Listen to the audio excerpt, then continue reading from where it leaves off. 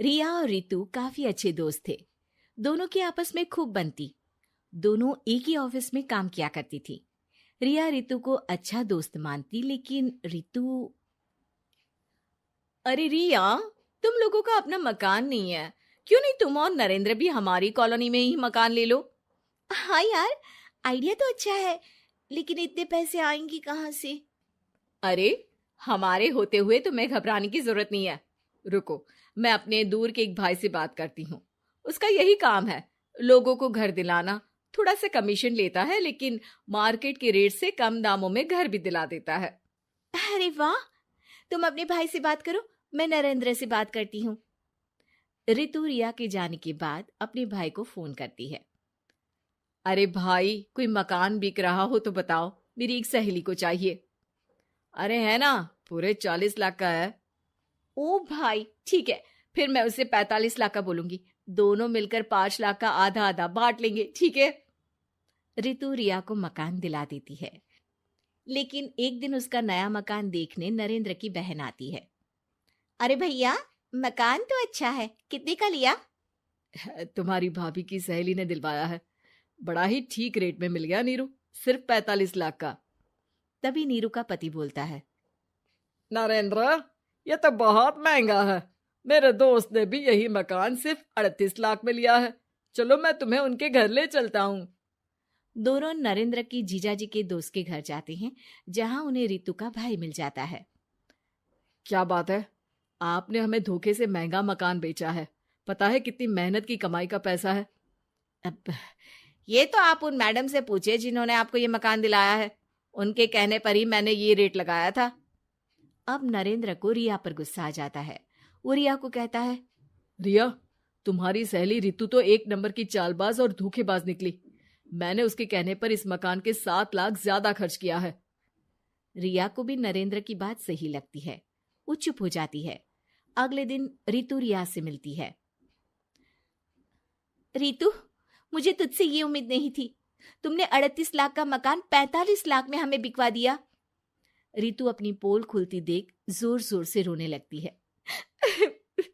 अरे मैंने क्या बुरा कर दिया, तेरा भला ही तो सोचा था।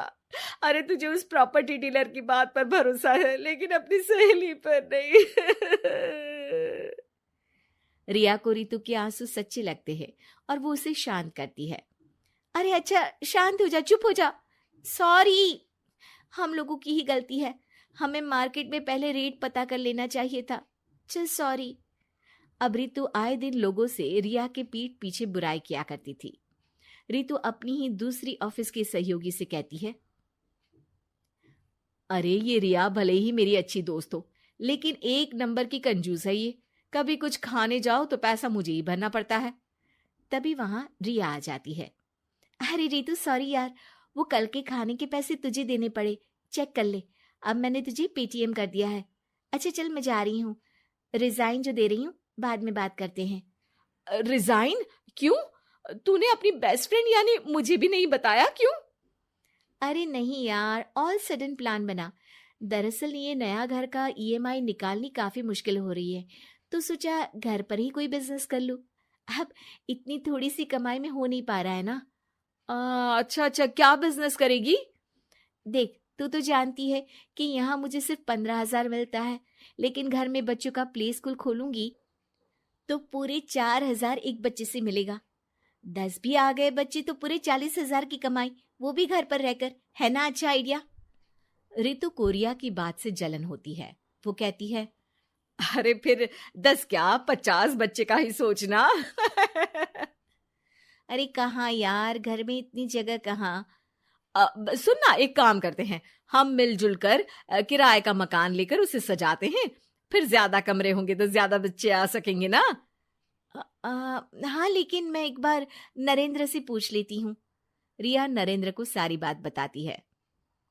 देख लो रिया, मुझे तुम्हारी इस सहेली में जरा सा भी विश्वास नहीं है। अरे नहीं नहीं, वो ऐसी नहीं है। मिलकर काम करेंगे, जो पैसे आएंगे आधे आधे बांट लेंगे। इसमें बुरा क्या है, काम भी अच्छा होगा। फिर क्या था, दोनों मिलकर काम शुरू करते हैं। पूरा कमरा बच्चों के हिसाब से सजा दिया जाता है। टीवी, फ्रिज, बेड और न जाने क्या क्या। तेरे और मेरे मिलाकर 2 लाख का खर्च हो गया। अरे कोई बात नहीं, पैसे कमाने के लिए इन्वेस्टमेंट तो करनी पड़ती है।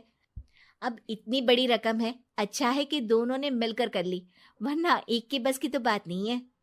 हाँ, लेकिन अब मैं ना एक बात बोलना चाहती हूँ। देखो, पिछले 2 महीनों से जब से ये काम चल रहा है, सारी मेहनत मेरी ही है। मैं ही सारा दिन यहाँ का काम देखती हूँ। तो अब मैं तुम्हारे साथ ये काम नहीं करूंगी। अकेले मैं ये स्कूल चलाऊंगी। अरे ऐसे मत बोलो रितु, मैंने नौकरी भी छोड़ दी। थोड़ी बहुत सेविंग्स थी, वो भी मैंने स्कूल को बनाने में लगा दी। अब यार, तुम तो आलसी भी हो। मुझे नहीं लगता तुम ये काम कर पाओगी। रितु, नरेंद्र ठीक बोलते थे, तुम भरोसे के लायक नहीं हो। ये मेरी गलती है कि मैंने तुम पर विश्वास किया। अच्छा जी, तो गलती की ना। मैं तुमको तुम्हारे पैसे धीरे धीरे करके दे दूंगी। अच्छा होगा कि अब तुम यहां से निकल जाओ। बेचारी रिया सर झुकाकर घर वापस आ जाती है। नरेंद्र, वही हुआ जिसका डर था। रितु ने मुझे पार्टनरशिप से हटा दिया। मैं ये बात जानता था रिया, लेकिन मैंने तुम्हें इसलिए फोर्स नहीं किया क्योंकि जब तक तुम खुद धोखा नहीं खाती, तुम्हें अकल नहीं आती। हाँ, लेकिन अब वही जो पहले सोचा था। और फिर क्या, रिया घर से ही बच्चों को संभालने का काम शुरू कर देती है। यमुनानगर में सीता अपने बेटे कुशल के साथ रहती थी। बेटे कुशल के बड़े हो जाने पर वो उसकी शादी पास ही के गांव की एक लड़की खुशी से करवा देती है। बहू, तू जैसी खूबसूरत बहू तो इस पूरी सोसाइटी में किसी की नहीं। बस अब तू इस घर की सारी जिम्मेदारी उठा ले तो मेरी चिंता खत्म। ये ले, इस घर की चाबी अब से ये तेरे हवाले। माँ जी, आप चिंता मत कीजिए, मैं इस घर का पूरा ध्यान रखूंगी। देखिएगा, आपको शिकायत करने का भी कोई मौका नहीं मिलेगा। मैं आपके लिए गाजर का हलवा बनाकर लाती हूँ। शादी के कुछ ही दिन बाद खुशी के तेवर बदलने लगते हैं। माँ जी, मैं आपसे कह देती हूँ, मैं इस घर की बहू हूँ, कोई नौकरानी नहीं जो हर समय आपकी बात मानूं। बहू, मैं तो बस ये कह रही थी कि तू हर समय फोन पर ये किससे बात करती रहती है। हर समय तेरा फोन बिजी आता है। ये बात कुशल को पसंद नहीं बेटा। हाँ हाँ, मेरी तो हर बात सबको बुरी ही लगती है। अब शादी को कई महीने बीत चुके हैं, मगर खुशी कभी भी खुश नहीं रह पाती और वो अपने पति और सास से भी हमेशा झगड़ती रहती है। असल में शादी से पहले उसका एक प्रेमी होता है, गोविंद। वो उससे आज भी छुप छुप कर मिलती है।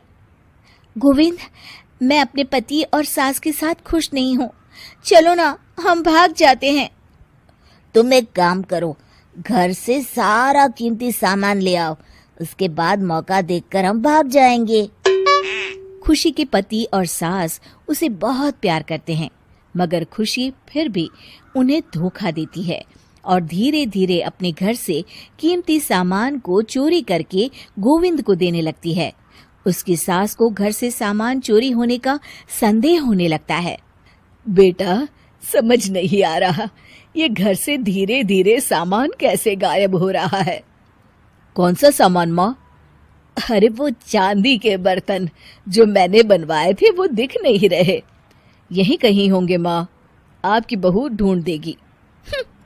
कितने बेवकूफ हैं ये माँ बेटे, इनका सारा सामान मैं गायब कर दूंगी और इनको पता भी नहीं चलने दूंगी। और इस तरह से धीरे धीरे खुशी घर का सारा कीमती सामान चोरी करके गोविंद के पास रखवा देती है और कुछ महीनों बाद उनके पास बहुत कीमती सामान इकट्ठा हो जाता है और दोनों भागने की योजना बनाते हैं। खुशी, आज रात को आधी रात होते ही तुम अपने घर से भाग कर आ जाना। मैं गांव के पुराने बस स्टैंड पर तुम्हारा इंतजार करूंगा। ठीक है। खुशी अपने कपड़े और गहनों की पोटली बांधकर पुराने बस अड्डे पर पहुंच जाती है और देखती है कि वहां तो कोई भी नहीं है। खुशी कुछ घंटे वहीं खड़ी रहती है और फिर गोविंद के कमरे पर जाती है। वहां पर भी बड़ा सा ताला लगा होता है। हे भगवान, कहीं गोविंद मुझे धोखा देकर भाग तो नहीं गया। अब मैं क्या करूंगी? खुशी फूट फूट के रो रही होती है। तभी पीछे से उसका पति सारे गहनों की पोटली लेकर आ जाता है। आप यहाँ? हाँ, मैंने गोविंद को गांव छोड़ने से पहले पकड़ लिया था और ये सारे गहने भी उससे ले लिए। आपको सब पता था कि मैं आपको और माँ जी को धोखा दे रही थी? हाँ, मगर मुझे ये भी पता था कि गोविंद अच्छा इंसान नहीं है। अगर मैं तुमको समझाता तो तुम कभी नहीं समझ पाती। इसलिए मैं चाहता था कि तुम्हारी आंखें खुद खुले। मुझे माफ कर दीजिए। कोई बात नहीं खुशी, मगर हमेशा ये याद रखना कि तुम्हारे अपने कभी भी तुम्हें धोखा नहीं देंगे।